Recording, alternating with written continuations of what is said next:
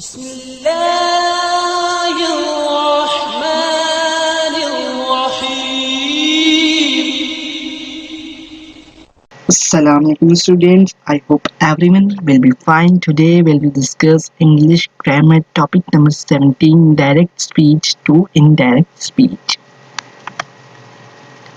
सबसे पहले हम देखते हैं कि डायरेक्ट स्पीच और इनडायरेक्ट स्पीच होते क्या है। डायरेक्ट स्पीच क्या होती है जी? Actual words are quoted as said by the person. जिस पर्सन ने जो भी अल्फाज कहे होते हैं, अदा किए होते हैं, उनको हम as it is in quotation marks के अंदर लिख देते हैं। Words are enclosed in inverted commas. Example क्या है जी? She said I am playing football. अब ये क्या है? आई एम प्लेइंग फुटबॉल, ये उसके अल्फाज एज इट इज कोट हुए हैं। नेक्स्ट है she said what I am doing. ये भी उसके अल्फाज है जो कि कोटेशन मार्क्स के अंदर कोट किए गए हैं। इनडायरेक्ट स्पीच क्या है? Actual words are transformed. जो एक्चुअल वर्ड्स होते हैं हम उनको ट्रांसफॉर्म करते हैं। Words are not enclosed in inverted commas. और जो वर्ड्स होते हैं वो इन्वर्टेड कॉमास के अंदर नहीं लिखे जाते। Examples, she said that she was playing football. Next है she asked me what I was doing. अब इसमें हमने क्या किया है? जो उसके एक्चुअल वर्ड्स थे हमने उनको ट्रांसफॉर्म कर दिया। अब डायरेक्ट स्पीच में क्या था? She said I am playing football. इसकी इनडायरेक्ट क्या हुई? She said that she was playing football. उसने कहा कि वो फुटबॉल खेल रही है। She said what I am doing. ये क्या है? डायरेक्ट स्पीच है। और इनडायरेक्ट में क्या है जी? She asked me what I was doing. Some rules. Rule number 1 है जी, identify subject object reporting verb और टेंस ऑफ अ सेंटेंस। हमने क्या करना है जी? सब्जेक्ट को आइडेंटिफाई करना है, ऑब्जेक्ट को, रिपोर्टिंग वर्ब को, और जो सेंटेंस की टेंस है उसको आइडेंटिफाई करना है। रूल नंबर 2 है जी, चेंज द रिपोर्टिंग वर्ब। फिर हमने टेंस के हिसाब से रिपोर्टिंग वर्ब को चेंज करना है। Rule number 3, replace inverted commas with the word that. Rule number 4, SOS rule भी हम इसको कहते हैं। इसके अंदर क्या है? सब्जेक्ट, ऑब्जेक्ट और same. Change of pronoun.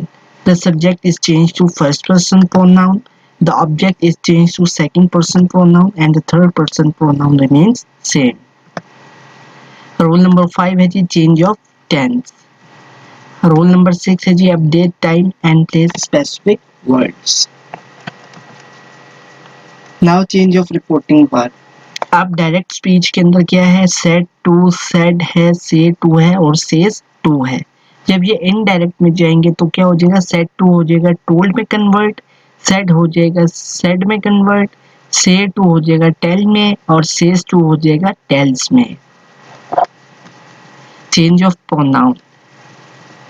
Direct speech में जब प्रोनाउन लिखे हुए हैं I, you, we, they, he, she, it, us और हिज, हर, इट्स, अब जब इनडायरेक्ट स्पीच में ये कन्वर्ट होंगे तो क्या होगा? आई को हम ही और शी में कन्वर्ट करेंगे, यू को भी ही, शी और दे में कन्वर्ट करेंगे, वी को दे में, दे को दे में, ही को ही में, शी को शी में, इट को इट में, अस को देम में, आर को देयर में, हिज को हिज में, हर को हर में, इट्स को इट्स में। Change of place and time. Direct speech और इनडायरेक्ट स्पीच। हेयर को हम देयर में कन्वर्ट करेंगे, नाउ को देन में, tomorrow next day, yesterday previous day, today that day, tonight that night, this that, ago before, thus so, next, following, hence और then. Now change of modal words. Modal words क्या होते हैं? Can, may, will और shall. Direct speech और indirect speech. Direct speech में अगर can है तो इनडायरेक्ट में होगा कुड, मे है तो हो जाएगा कुड फॉर अगर परमिशन है, मे माइट पॉसिबिलिटी के लिए, मस्ट मस्ट स्पेकुलेशन। स्पेकुलेशन क्या है? स्पेकुलेशन कहते हैं प्रयास करना, कंसिडरेशन के लिए। मस्ट, हैड टू और ऑब्लिगेशन जब है तो हमने मस्ट को हैड टू में कन्वर्ट करना है। Should, shall, should, will, would, might में ही ought to, have to will convert into had to. Change of tenses. Direct speech और इनडायरेक्ट स्पीच। अगर तो हमारे पास डायरेक्ट स्पीच में प्रेजेंट इंडेफिनिट टेंस है तो वो इनडायरेक्ट में हो जाएगी past indefinite. Present continuous will be converted into past continuous, present perfect into past perfect, present perfect continuous will be converted to past perfect continuous, past indefinite will be converted to past perfect, past continuous, past perfect continuous, past perfect remains same और past perfect continuous भी past perfect continuous ही रहेगा। और अगर हमारे पास future है will और शैल convert होंगे would और शुड में। इनडेफिनिट की उर्दू में पहचान है वो क्या है कि जब जुमलों के आखिर में ता है, ती है, ते हैं आए तो ऐसे जुमले होते हैं प्रेजेंट इंडेफिनिट। और अगर डायरेक्ट स्पीच में प्रेजेंट इंडेफिनिट है तो वो इनडायरेक्ट स्पीच में पास्ट इंडेफिनिट में कन्वर्ट होंगे। पास्ट इंडेफिनिट की क्या पहचान है कि जुमलों के आखिर में आता है था, थी, थे। प्रेजेंट कंटिन्यूस की जो उर्दू में पहचान है वो ये है कि जब जुमलों के आखिर में रहा है, रही है या रहे हैं आए तो ऐसे जुमले होते हैं प्रेजेंट कंटिन्यूस के। और डायरेक्ट स्पीच से वो जब इनडायरेक्ट में हम कन्वर्ट करेंगे तो हम कौन सा टेंस लगाएंगे, पास्ट कंटिन्यूस। उसकी क्या पहचान है कि जुमलों के आखिर में आएगा रहा था, रही थे या रही थी। प्रेजेंट परफेक्ट की उर्दू में पहचान है कि जुमलों के आखिर में आएगा चुका है, चुकी है या चुके हैं। और जब हम उसको इनडायरेक्ट में कन्वर्ट करेंगे तो पास्ट परफेक्ट टेंस में कन्वर्ट करेंगे जिसकी उर्दू में पहचान है कि जुमलों के आखिर में आएगा चुका था, चुकी थी या चुके थे। प्रेजेंट परफेक्ट कंटिन्यूस की उर्दू में पहचान है कि जुमलों के आखिर में आएगा रहा है, रही है, रहे हैं प्लस हमारे पास वक्त का तयन दिया होगा जिसको हम फॉर और सिन से रिप्रेजेंट करते हैं। जब हम इसको इनडायरेक्ट में कन्वर्ट करेंगे तो हम कौन सा टेंस लगाएंगे, पास्ट परफेक्ट कंटिन्यूस, जिसकी उर्दू में पहचान है कि रहा था, रही थी या रहे थे आएगा और वक्त का तयन साथ में होगा। पास्ट इंडेफिनिट है तो वो पास्ट परफेक्ट में जाएगा। पास्ट इंडेफिनिट की जो उर्दू में पहचान है वो है जी था, थी, थे आएगा जुमलों के आखिर में। और पास्ट परफेक्ट की उर्दू में पहचान है कि जुमलों के आखिर में आएगा चुका था, चुकी थी या चुके थे। पास्ट कंटिन्यूस की उर्दू में पहचान है रहा था, रही थी या रहे थे। जब हम उसको इनडायरेक्ट में कन्वर्ट करेंगे तो पास्ट परफेक्ट कंटिन्यूस लगाएंगे जिसकी उर्दू में पहचान है रहा था, रही थी, रहे थे प्लस वक्त का तयन साथ में दिया होगा। पास्ट परफेक्ट, पास्ट परफेक्ट की उर्दू में पहचान है चुका था, चुकी थी या चुके थे। जब हम उसको इनडायरेक्ट में करेंगे तो वो पास्ट परफेक्ट ही रहेगा। पास्ट परफेक्ट कंटिन्यूस है तो वो भी पास्ट परफेक्ट कंटिन्यूस में ही रहेगा इनडायरेक्ट में जब हम उसको कन्वर्ट करेंगे। पास्ट परफेक्ट कंटिन्यूस की जो पहचान है वो क्या है कि जुमलों के आखिर में आएगा रहा था, रही थी, रहे थे और वक्त का तयन साथ में दिया होगा। फ्यूचर विल और शैल होगा तो हम उसको कन्वर्ट कर देंगे वुड और शुड में। जो प्रेजेंट, पास्ट और फ्यूचर टेंसेस की मज़ीद डिटेल है उस वीडियो का लिंक में डिस्क्रिप्शन में गिवन है, आप उसके ऊपर क्लिक करके तो मज़ीद मालूम कर सकते हैं अबाउट पास्ट, प्रेजेंट और फ्यूचर टेंसेस।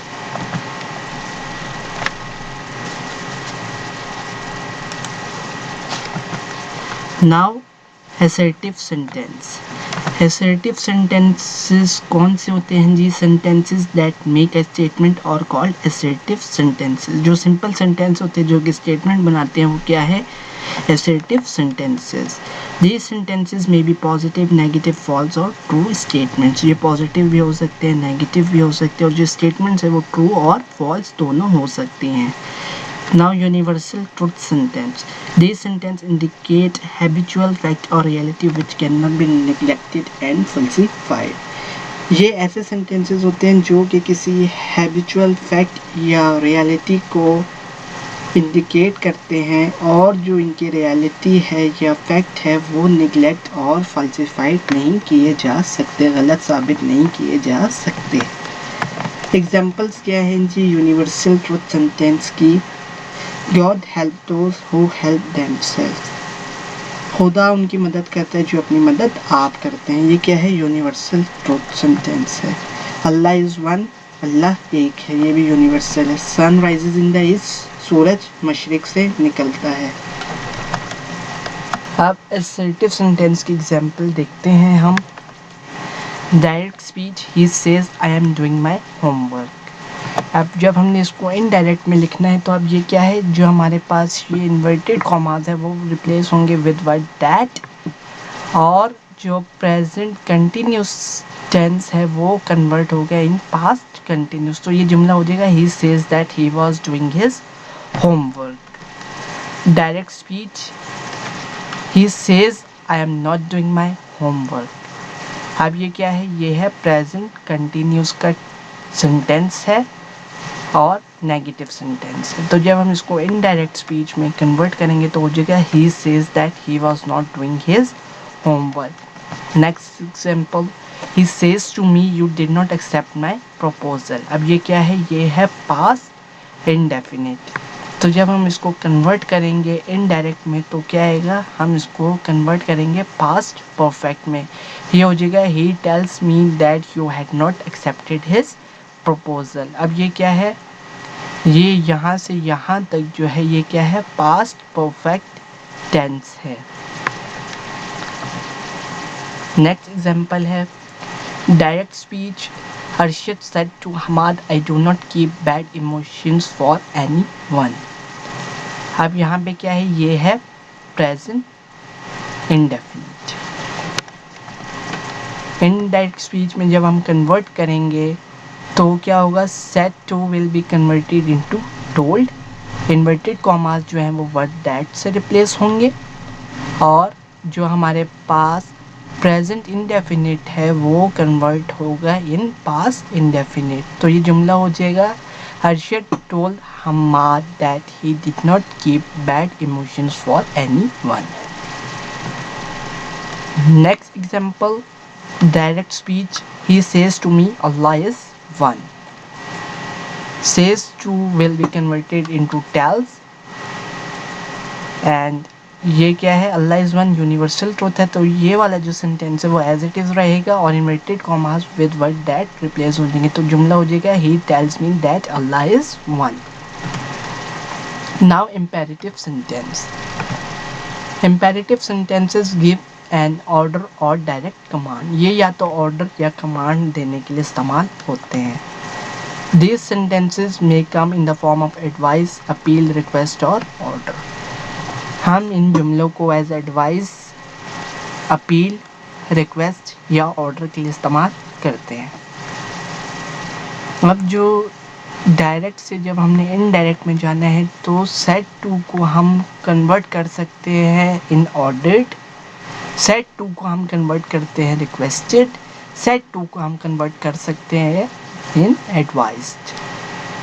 ये डिपेंड करते हैं कि जो हमारे पास सेंटेंस है वो क्या है, रिक्वेस्ट सेंटेंस है, एडवाइस वाला सेंटेंस है या ऑर्डर्ड सेंटेंस है। एग्जाम्पल इम्पेरेटिव सेंटेंस की, नंबर 1 है जी डायरेक्ट स्पीच में, he said to me you should work hard to pass the end semester exam. अब यहाँ पे क्या है, उसने मुझे एडवाइस की है। तो यहाँ पे सेड टू क्या होगा, एडवाइस में कन्वर्ट होगा। तो ये हो जाएगा ही एडवाइज्ड मी। अब इन्वर्टेड कॉमास जो हैं वो कन्वर्ट हो जाएंगे with word that, he advise me that. और यहाँ पे क्या है, you should work hard to pass the end semester exam.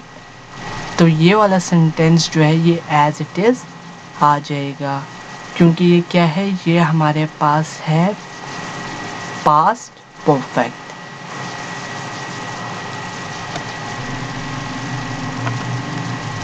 Now next, direct speech. He said to me, don't shout loudly.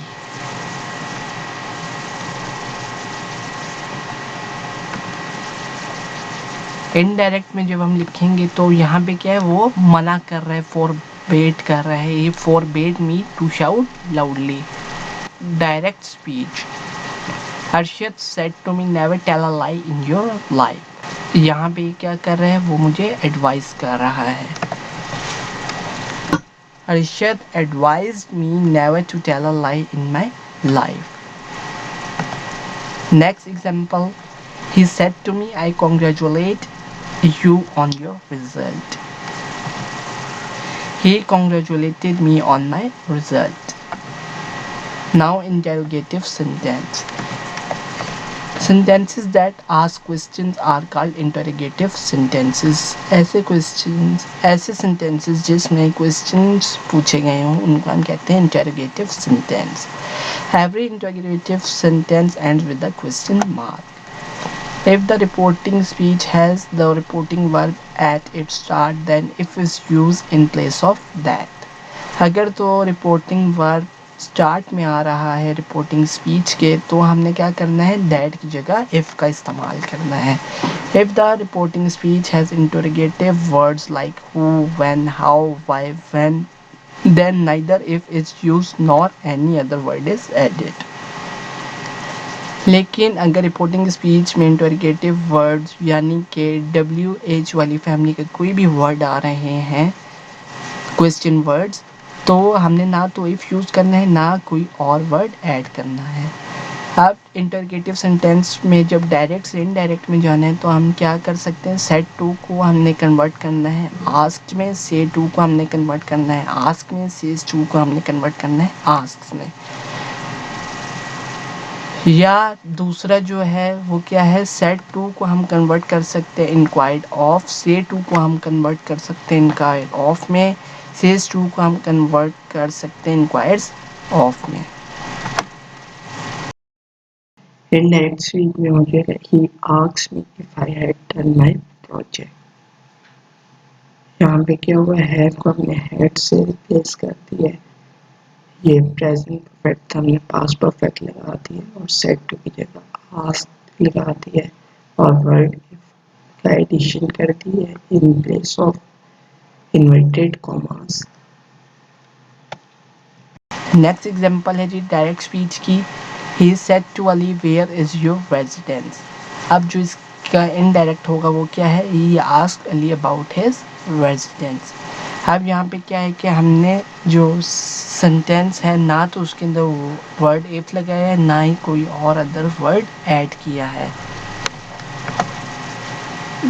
Next example है direct speech. Arshad said to Ahmad how is feeling now. Indirect speech में आएगा Arshad asked Ahmad about his feeling then. Now will be converted into word then. Direct speech, he said to Arsalan what is your favorite color. अब indirect में क्या है, he asked Arsalan what is his favorite color. Now exclamatory sentence. Exclamatory sentence कौन से होते हैं, ऐसे sentences जिनमें हम अपनी फीलिंग्स और इमोशंस का इजहार करें, उन सेंटेंसेस को हम कहते हैं exclamatory sentences. Sentences that express our feelings and emotions are called exclamatory sentences. Exclamation marks are used at the end of an exclamatory sentence. Add interjection that is alas, aha, hooray, etc. in the reported speech, then they are omitted along with the exclamation point. अगर तो हमारे पास interjection आ रहे हैं reported speech में, जैसा कि अल्लाह hurray वगैरह, तो हम उनको क्या करते हैं, उनको जुमले से निकाल लेते हैं अलॉन्ग विद एक्सक्लेमेशन पॉइंट. अब जब हमने एक्सक्लेमेटरी सेंटेंस को डायरेक्ट से इनडायरेक्ट में लेके जाना है तो सेड हम कन्वर्ट कर सकते हैं एक्सक्लेम विद जॉय, सेड को हम कर सकते हैं exclaim with sorrow, exclaim joyfully, exclaimed sorrowfully, exclaimed with great wonder, or exclaimed with great sorrow. Examples: अब जो एक्सक्लेमेटरी सेंटेंस की एग्जांपल है direct speech, he says to me aha we have won the match.